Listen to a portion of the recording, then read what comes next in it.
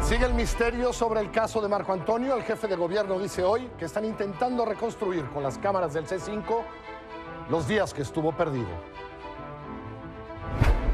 Jesús Silva Herzog Márquez y Nacho Marván hablan hoy sobre lo que escuchamos ayer de Donald Trump, México, los migrantes. Pasaron 15 años desde que Javier Velasco ganara el premio Alfaguara de novela para que un mexicano volviera a ganarlo. Es Jorge Volpi, es una novela sin ficción sobre el caso Cassés. Tendremos una conversación con él.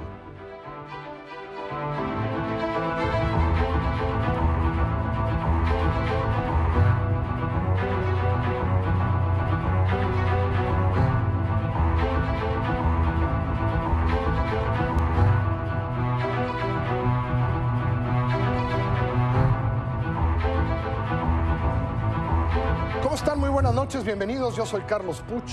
Esto es Milenio Televisión, son las 10 de la noche. En este miércoles 31, el último día de enero de 2018. Vamos a arrancar con el caso de Marco Antonio, este joven de 17 años que estuvo desaparecido 5 días después de haber sido detenido momentáneamente, dicen ellos, por policías capitalinos. El día de hoy, el jefe de gobierno, Miguel Ángel Mancera, dijo que el gobierno de la Ciudad de México está reconstruyendo el caso con imágenes de las cámaras del C5. El trabajo que se está haciendo ahora, regresando al tema del joven y de los policías, es un trabajo muy importante por parte del C5. El C5 está buscando hoy los tramos del dicho de los policías. Es decir, los policías dan un punto de ubicación donde dicen haber dejado a este joven y el C5 está haciendo un cerco, digamos, de análisis de cámaras periféricas a ese punto, porque si es cierto lo que ellos dicen, pues tendremos que encontrar alguna imagen, o tendríamos que encontrar alguna imagen. Así que el trabajo que está haciendo el C5 es exhaustivo, es de búsqueda a fin de corroborar o de desacreditar este dicho. Después de que ayer Milenio diera a conocer que los policías preventivos que detuvieron a Marco Antonio están siendo investigados por posiblemente haber desconectado la cámara de video de la patrulla en la que transportaron a Marco Antonio, hoy Miguel Ángel Mancera dijo que peritos determinarán si la cámara de la patrulla había dejado de funcionar con anterioridad o si sí fue responsabilidad de los policías. Y respecto de los policías, todas las pruebas periciales, o sea, eso lo único que nos lo puede decir son los peritos expertos, los que tendrán que ver si funcionaba, si no funcionaba. No se pueden manipular o no se deben manipular. En teoría no debe caber la manipulación, pero esto lo determinarán los peritos que están interviniendo en la indagatoria. Y en una información de hace un par de horas, pero que me parece que es lo más importante del día en el caso, el día de hoy la Procuraduría General de Justicia de la ciudad informó que servicios periciales en materia de medicina y fotografía forense aseguraron que por el momento Marco Antonio continúa imposibilitado para rendir entrevistas ante cualquier autoridad. Pero, y esto importa, la Procuraduría agregó que la carpeta de investigación sobre la detención del menor ya fue turnada a la Fiscalía para Investigación de los Delitos cometidos por servidores públicos. Y que una de las diligencias importantes para haber mandado esta carpeta ya es la entrevista tomada al testigo que acompañaba al adolescente en el momento de los hechos. Esa declaración se obtuvo desde el día 26 de enero.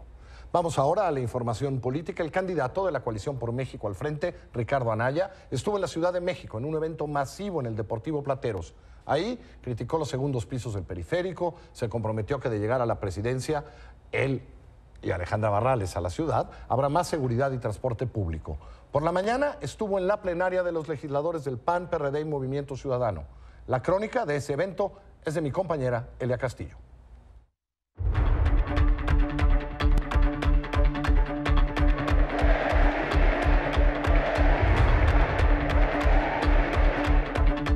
El precandidato presidencial Ricardo Anaya y Alejandra Barrales, aspirante a la jefatura de gobierno de la Ciudad de México, fueron arropados por panistas, perredistas y mesistas en la primera reunión plenaria de las fracciones que representan la Coalición por México al Frente en la Cámara de Diputados, previa al nuevo periodo ordinario de sesiones que iniciará este jueves. Con una hombre con el que hace bastantes meses, estábamos trabajando, estábamos ideando la forma de construirle una opción diferente a nuestro país. Un hombre que desde el principio, con convicción, con preparación, con tenacidad, dio todo para poder hacer realidad esto que se veía contra todo pronóstico, poco menos que imposible. Sé que esto ya se dijo, pero a mí es algo que me emociona profundamente y quiero iniciar mi intervención haciéndoles un profundo y sincero reconocimiento a los 3 grupos parlamentarios que hoy están aquí reunidos por la hazaña de haber evitado que el PRI nos impusiera un fiscal carnal. A los legisladores no les importó color, ideología, filias ni fobias. Todos se unieron a una voz con Anaya, del que afirmaron será el próximo presidente de México, y se mimetizaron tanto que hasta se confundieron.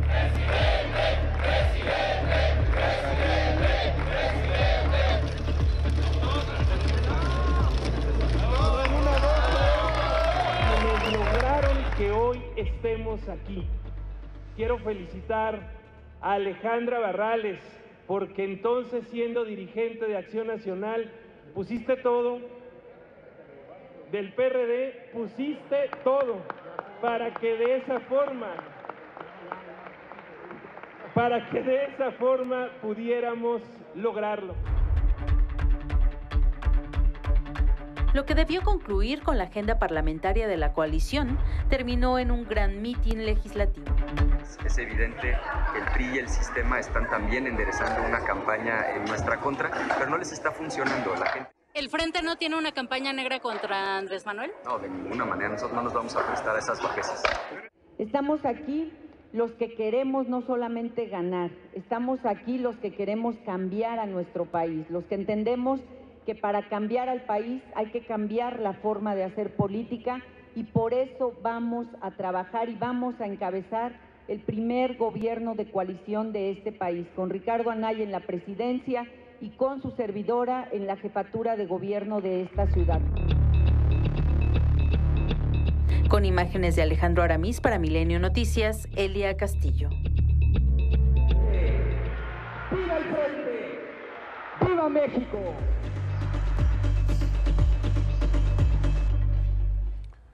El precandidato del PRI, José Antonio Meade, estuvo por segundo día consecutivo la ciudad. Esta vez aprovechó para visitar la construcción del nuevo aeropuerto internacional de la Ciudad de México. Lo acompañó el precandidato a la jefatura de gobierno también por el PRI, Miquel Arriola, y el que estuvo ahí fue mi compañero Abraham Reza.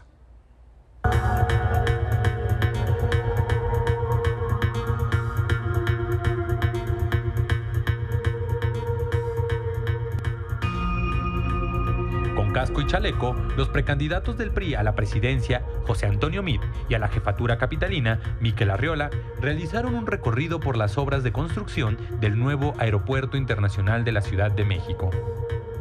Estuvieron en la pista 6 y la estructura de lo que será la torre de control. Ahí expusieron las desventajas que ocasionaría de tener este proyecto, como lo proponen sus contrincantes de Morena. De entrada, cancelarlo implica quitarle la oportunidad de un empleo de alta calidad, bien remunerado, a 450,000 personas. Meade Curibreña negó la posibilidad de que se detenga el proyecto por un dedazo e inclusive dijo que jurídicamente sería imposible. Yo creo que no, jurídicamente hablando, todos los que ya tienen un contrato firmado, el principio constitucional es que tú no puedes aplicar retroactivamente ninguna disposición de moderación de las candidaturas.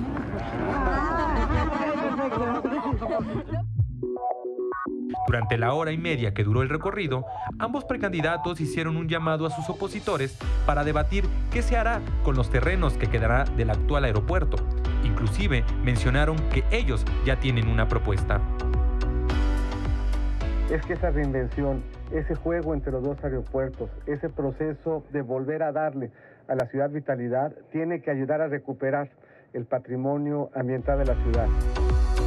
Al término del encuentro, Mid Curibreña fue cuestionado sobre un moretón o marca que se le ve en el ojo derecho, pregunta que aprovechó para bromear sobre las críticas que han hecho sobre que su campaña no levanta.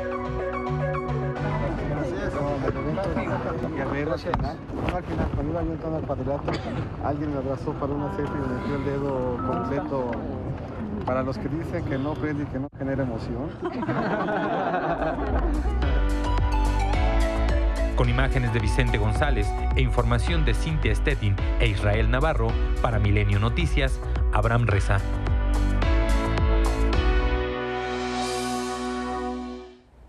Las primeras huellas de la batalla, sí, así les pasa a los candidatos, ¿eh? ¿Qué tal la marca que le dejó ahí uno de sus fans a José Antonio Meade? En fin, el candidato de Morena, Andrés Manuel López Obrador, estuvo en La Paz, Baja California Sur, y en Hermosillo, Sonora. Los detalles con mi compañero José Antonio Belmont. Hoy Andrés Manuel López Obrador dio a conocer que mañana en la Ciudad de México hará un anuncio que el tabasqueño considera muy importante. Ha trascendido que mañana presentará un equipo que serán pues sus coordinadores electorales rumbo a los comicios del próximo 1 de julio. Han trascendido nombres como el del ex jefe de gobierno de la Ciudad de México, Marcelo Ebrard Casaubon, también como el ex jefe delegacional en Cuauhtémoc, Ricardo Monreal, así como también Leonel Godoy, quienes serían pues 3 de estos 5 personajes cercanos al tabasqueño que integrarían pues estos coordinadores para la jornada electoral del próximo 1 de julio. Voy a dar a conocer una información, considero que importante, para reforzar nuestro movimiento y evitar el fraude electoral. Vamos mañana a informar. El tabasqueño también hoy rechazó que ya haya tenido una reunión con el empresario Jorge Vergara para discutir pues una posible candidatura de Morena para la alcaldía de Zapopan. Hoy López Obrador también se refirió pues a los dichos de Ricardo Anaya sobre que solamente la contienda presidencial estaba entre López Obrador y el propio Anaya. Hoy el precandidato presidencial de la coalición Juntos Haremos Historia le pidió al aspirante a la candidatura del Frente pues que no descarte ni a Meade, incluso dice que él cuenta con unas encuestas que incluso lo ponen en 4º lugar a Ricardo Anaya y a Margarita Zavala en 2º. Esta es la información que ha surgido a lo largo del día, un día atareado de López Obrador, iniciando en la mañana en Tijuana, a mediodía en Baja California, aquí en La Paz, y en la tarde también estuvo en Hermosillo, Sonora. 26 aspirantes independientes a una diputación federal no van a llegar a la boleta por falsificar apoyos recabados. La autoridad electoral informó que de los 150 aspirantes independientes registrados, 67 lograron el número y la dispersión de firmas, pero de ellos 28 representaron irregularidades. 2 de ellos llegarán a la boleta, pero otros 26 están fuera de la contienda. En un reporte que se dará a conocer mañana, informa que 16 aspirantes presentaron credenciales de elector simuladas. Vamos a hacer una pausa, vamos a hablar primero de la violencia en el país, después vamos a hablar de Donald Trump y lo que dijo ayer. Están aquí Chucho Silva Jesús Márquez y Nacho Marván para hablar pues de cómo le fue a México, a los migrantes, de cómo le fue a Trump ayer. Ahora volvemos. El IMSS cumple 75 años que no se miden en tiempo, se miden en logros. 75 años que cuentan. Ahora es más moderno con trámites digitales. Con 12 nuevos hospitales y 40 unidades médicas. Por primera vez en nuestra historia tenemos finanzas sanas. Hay IMSS por muchos años más. Para 74 millones de derechohabientes. Porque queremos que lo bueno siga contando. El IMSS es y seguirá siendo el seguro de México. Instituto Mexicano del Seguro Social, Gobierno de la República. En las áreas naturales protegidas, como es aquí en la región Selva Lacandona, hay proyectos productivos. Esto permite que las comunidades tengan diferentes fuentes de ingresos, diferentes fuentes de empleo. Se genera un empleo para beneficiar, para no salir a vender artesanía. Entre todos ayudamos a conservar para seguir rescatando este lugar y que no se pierda. Estamos cuidando todo. Si no lo cuidamos, se va a acabar. Sin el trabajo de todo el apoyo del gobierno, sería un poco difícil porque esta región es muy extensa y se necesitan muchas manos. Queremos que lo bueno siga contando. Gobierno de la República. Bodegas Lleiroso. Máxima expresión. Ribera del Duero.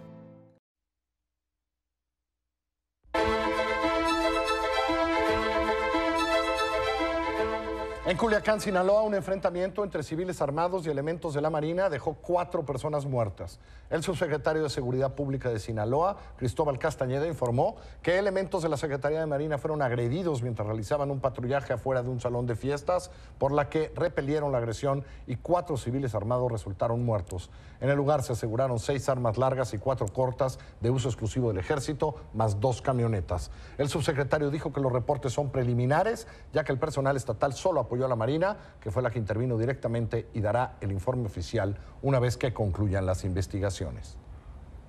Personal de Marina diariamente efectúa reconocimientos, igual que personal del Ejército, personal de la Policía Militar, la Policía Estatal, la Policía Federal. Diariamente estamos realizando reconocimientos. O sea, fue un diariamente normal, señor. No, así no, es. no iban buscando a nadie. No, fue resultado de esos patrullajes que constantemente se realizan. ¿Y el reporte que dice que recibieron fue de disparos del arma de fuego?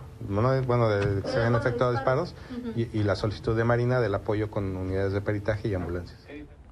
Ayer por la noche, en el Museo Memoria y Tolerancia aquí en la Ciudad de México, se llevó a cabo un foro de la iniciativa México sin homicidios, en el que participaron expertos de varios países. Y un poco la intención era, sí se pueden bajar los homicidios de otra manera a lo que lo hemos intentado en México, con otro tipo de experiencias. Se vieron experiencias locales. Mi compañero Pedro Domínguez estuvo ahí. Esta es su crónica.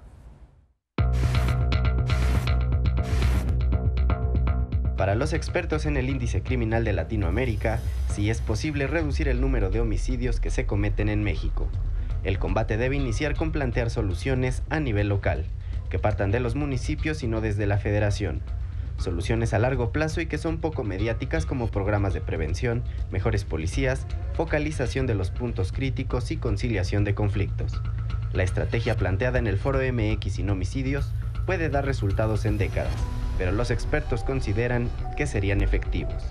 Esto, además de todo, toma mucho tiempo y eso es lo que los políticos no tienen. Pero organizaciones como México Evalúa y como la Fundación Ideas para la Paz, claro que tenemos mucho tiempo para poder perdurar y para poder apoyar estas iniciativas. Necesitamos pensar en lo local. México va a ser muy difícil que salga de la situación de violencia si solamente piensa en una dimensión nacional. Es en el poder de lo local, es empezar a intentar abrir esos candados con llaves que sean propias para ese problema. En 2017, la tasa de homicidios fue de 20.5 por cada 100.000 habitantes, la más alta de la historia en el país. Los asesinatos se concentran en 50 de los 2.446 municipios que tiene el territorio nacional. En su mayoría, los muertos son adultos jóvenes. Aunque las estadísticas son preocupantes, los expertos advirtieron que no se debe caer en la trampa de poner en marcha estrategias que ya fueron probadas y que no funcionan, como el encarcelamiento masivo como sucedió en Sao Paulo o una tregua criminal como en El Salvador. El encarcelamiento masivo y las políticas de llevar a todos los jóvenes presos, ¿no?, de hacer anti-gang crackdown, de ese tipo de cosas, puede ser un tiro por la culata. En El Salvador tuvimos esta tregua que sí generó una reducción de los homicidios, pero que luego se generó, cuando se rompió la tregua, aumentó. En la reunión que tuvimos en El Salvador se dijo que esto es un atajo político.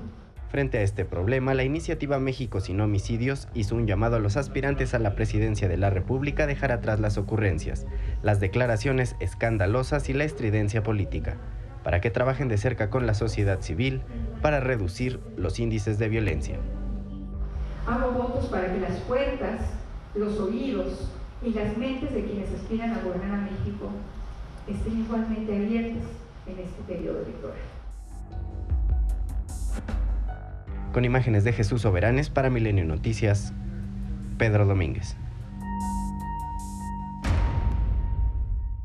El día de hoy, los colectivos Fiscalía que Sirva y Vamos por Más pidieron a todos los precandidatos presidenciales apoyar, impulsar, pedir a sus partidos una reforma al artículo 102 constitucional para garantizar la autonomía de la Fiscalía General. Los colectivos, que representan a más de 300 organizaciones civiles, anunciaron el lanzamiento de la plataforma Reforma 102 MX, que servirá para presionar a los candidatos presidenciales a que se modifique el artículo y así garantizar que el próximo fiscal sea nombrado por el Congreso y no por el presidente, como todavía, de alguna manera, lo establece la ley. La Procuraduría General de la República es el epicentro de la impunidad. A lo largo de muchos sexenios, este órgano supuestamente dedicado a la persecución de criminales y a la procuración de justicia, más bien se ha dedicado a administrar la impunidad. Si la impunidad realmente les importa a los candidatos presidenciales, esta es una oportunidad de demostrar su liderazgo, impulsando una reforma legislativa al artículo 102. La sociedad ya hizo el trabajo, ya hay un dictamen basado en las propuestas de distintos partidos políticos para reformar este artículo. El día de hoy, la defensa de Javier Duarte logró que un juez le concediera 6 meses más para presentar pruebas a favor del exgobernador de Veracruz. Durante la audiencia, el juez además rechazó la solicitud de la PGR para ahondar en la búsqueda de información en la Comisión Nacional Bancaria y de Valores relacionada con personas y empresas que integran la presunta red de corrupción del exmandatario veracruzano. El juez afirmó que estos reportes ya se encuentran en la carpeta de investigación y que la PGR no puede volver a investigar lo que ya investigó.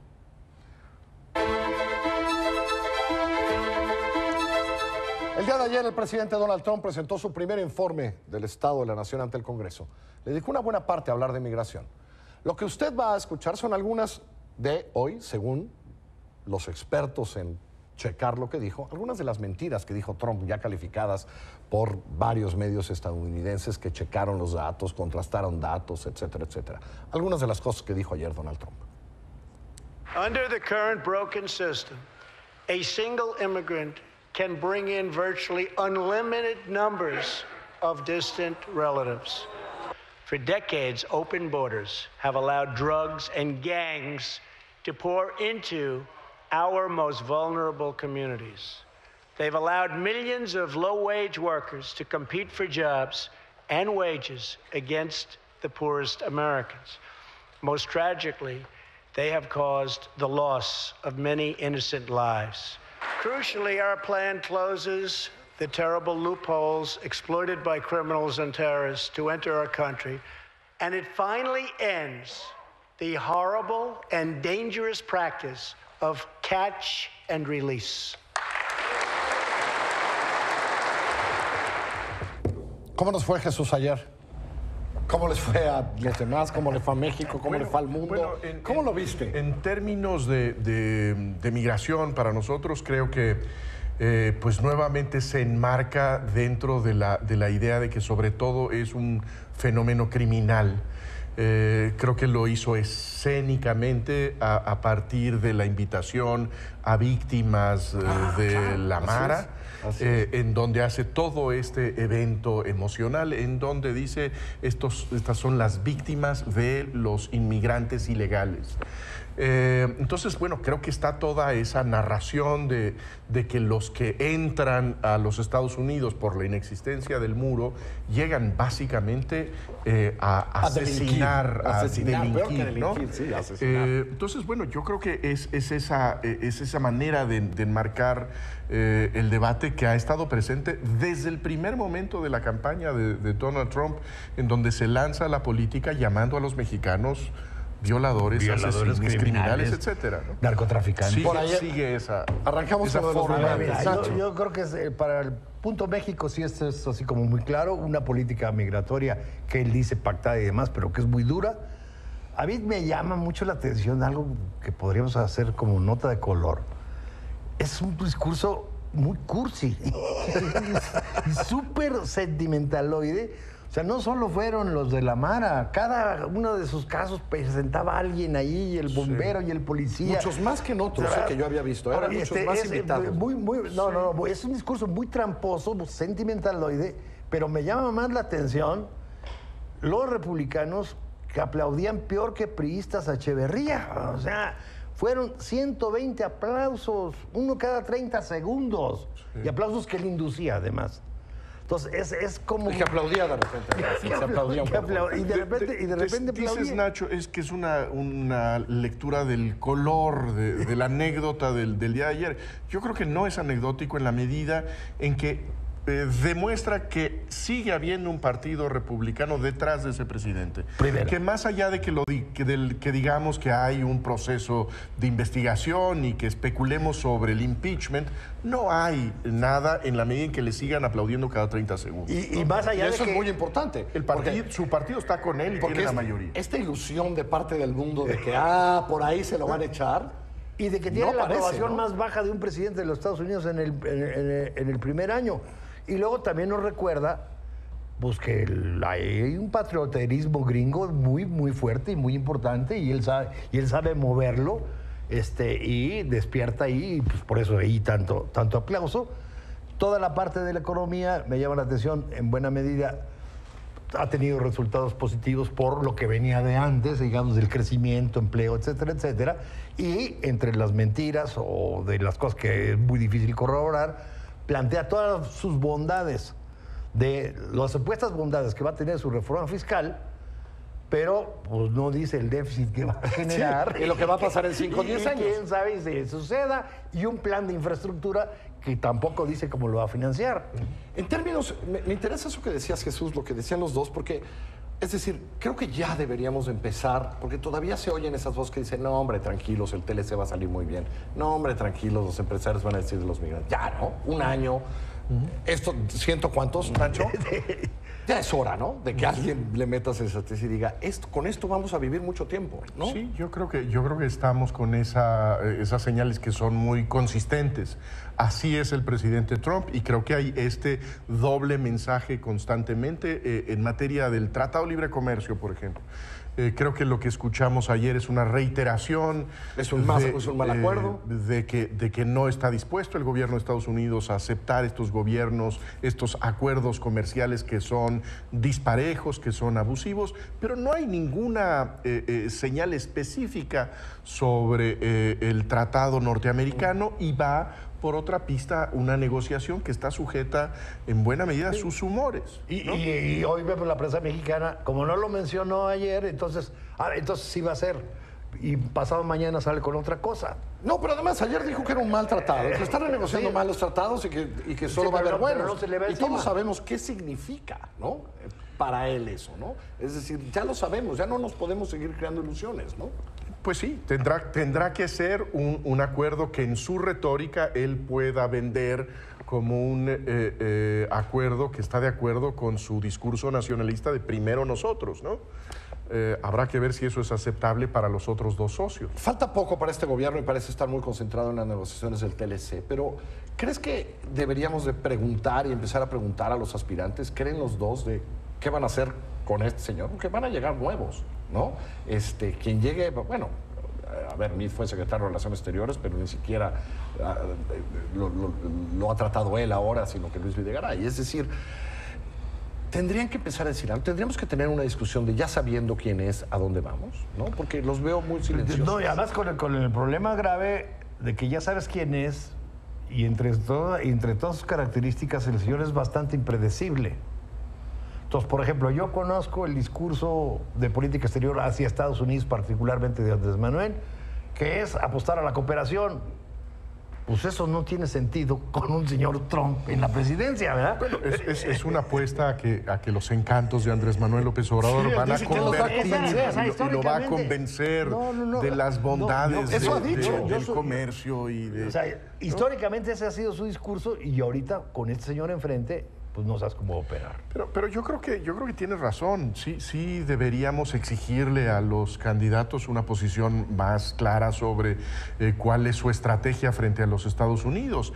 Que creo que debería tener un capítulo sobre la Casa Blanca y sobre el habitante de ese lugar, pero que me parece que debe ir mucho más allá. Creo que nuestro presidencialismo nos hace imaginar que todo se trata de la relación con Donald Trump. Bueno, lo creo que ha sido grave de nuestra relación en los últimos 20 años es que hemos descuidado, desde luego, a nuestros migrantes en los Estados Unidos, pero también a la comunidad empresarial y a los medios de comunicación. Y a muchos gobernadores, y a las muchos medios de comunicación. Los gobernadores. A los partidos, etcétera. Incluso alcaldes, ¿eh?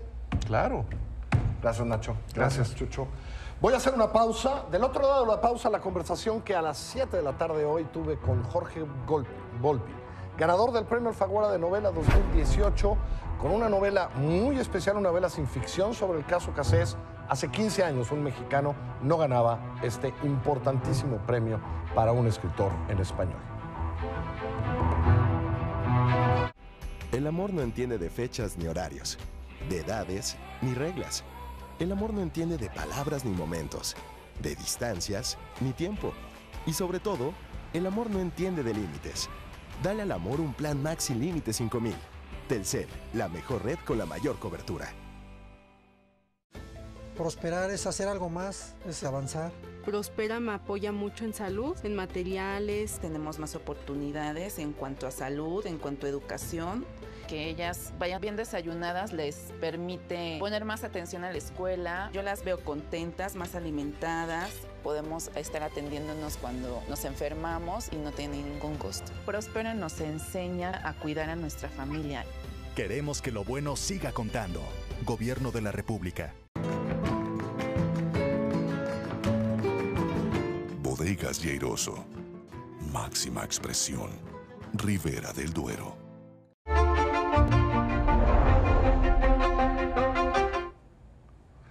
Jorge Volpi, ya reconocido y muy reconocido autor mexicano, hoy ganó, pues, el que debe ser el premio más importante en lengua española para una novela, el Premio Alfaguara 2018. Su novela se llama Una novela criminal. La novela, además, es una novela sin ficción que trata el caso de Florence Cassés y de Israel Vallarta. ¿Se acuerda usted de ese caso? Pues se puso a reportear, Jorge Volpi, se puso a investigar y escribió esta novela que hoy gana este lujosísimo premio. Hace un par de horas hablé con Jorge Volpi.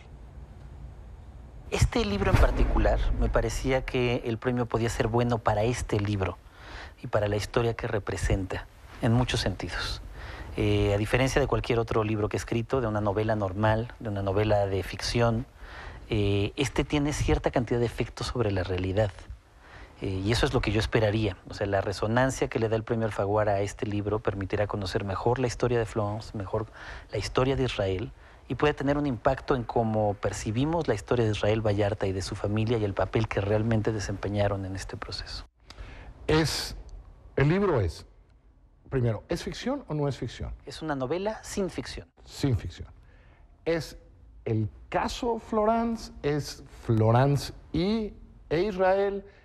¿Qué es? Es decir, ¿dónde se centra? Intenta ser la historia completa del caso, con dos protagonistas centrales, igualmente centrales, Florence e Israel.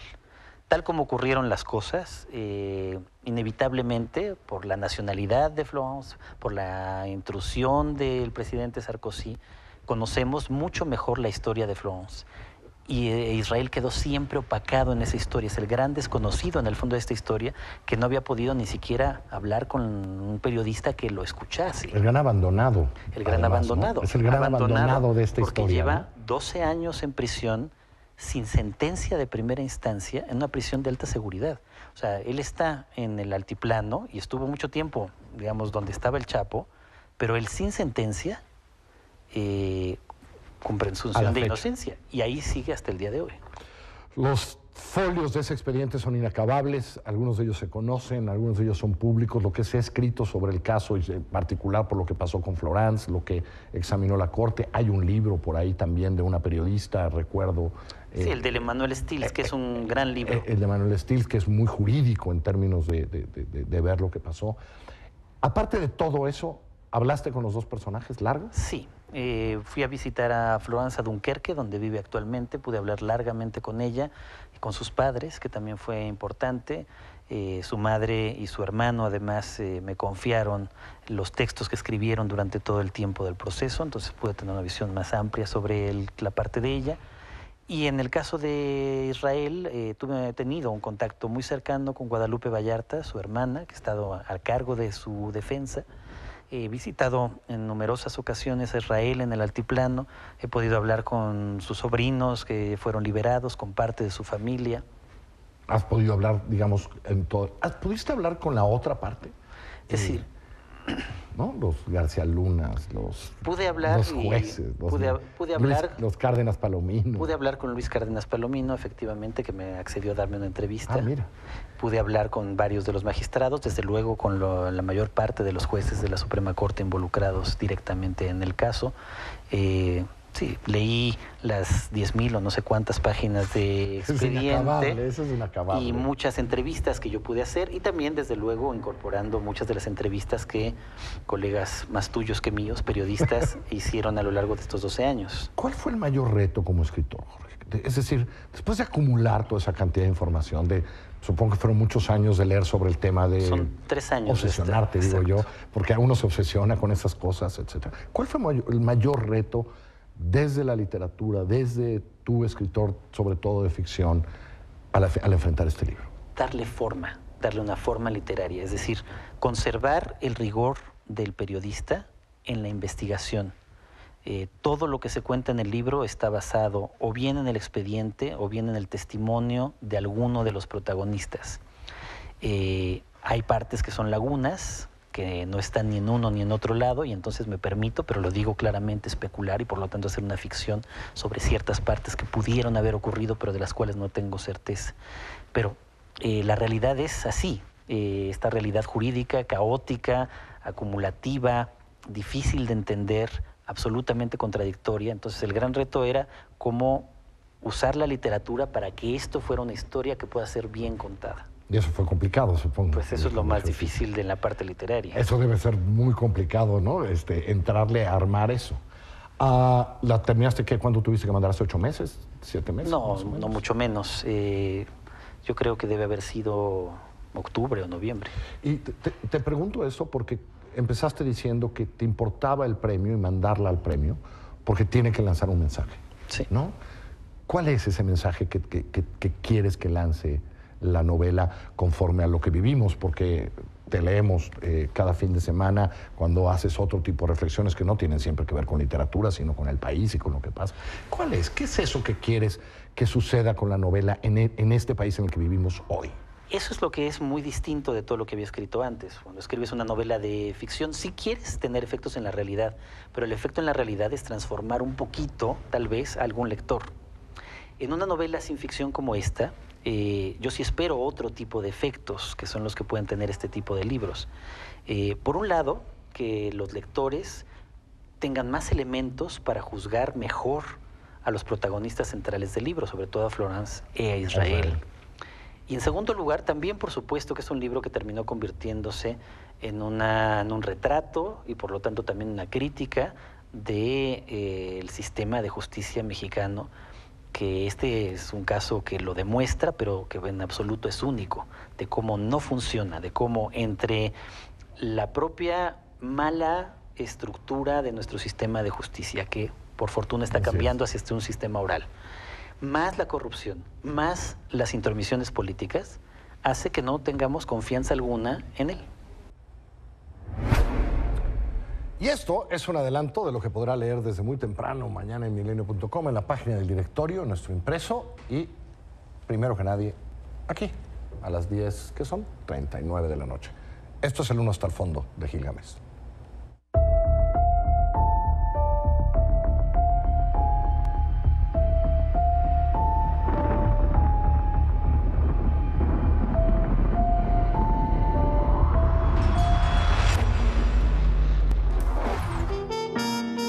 Repantigado en el mullido sillón del amplísimo estudio, Gil se antologó en un saco de muchos salarios mínimos para combatir el frío. Cubierto por finas lanillas importadas, Gilga leía sus periódicos. El caso de Marco Antonio Sánchez perturba a Gilga. El joven no recuerda cuándo lo detuvieron los policías, el tiempo que estuvo perdido, nada. Una bruma ocupa su mente. La mamá, Edith Flores, está muy preocupada porque cuando habla con su hijo, él pasa de un tema a otro, primero con palabras cariñosas, después con palabras agresivas. El que se mete ahí no sale, dice. Si te someten no te dejan ir. De nuevo, Gámez declara en esta página del directorio que muchas veces, como el joven Sánchez, Dice palabras cariñosas y luego palabras ofensivas. Por lo demás, sí, en efecto, si te someten, no te dejan ir. Eso que ni qué. No critiquen a Gil, por favor, por meterse en camisa de fuerza o como se diga. Ahora mal sin bien. Oigan lo que dice la madre de Marco. Desconozco a mi hijo. Lo veo con el cuerpo de Marco, pero actitud del demonio. Ay, güey. No espanten. Mientras se aclare el asunto del diablo, convendría saber en la tierra, en los asuntos terrenales, saber qué ocurrió en esos días en los cuales Marco Antonio desapareció y también si este joven ya tenía problemas mentales antes de la detención. Por otro lado, los policías huyeron. Otros policías los siguieron y se adentraron en el estado de Guerrero. En algún lugar, las autodefensas los detuvieron. ¿Todos estamos locos? ¿Qué nos está pasando? Sí. Estamos locos y nos pasa todo. No somos capaces de resolver ni siquiera el caso de un joven detenido ante los ojos de medio México. Gilga está convencido de que los productores del viejo programa, si usted tiene edad lo recordará, La Dimensión Desconocida, habría comprado esta historia para uno de sus capítulos. Todo es muy raro, caracho, como diría Jean Cocteau. Dios no habría alcanzado nunca al gran público sin ayuda del diablo.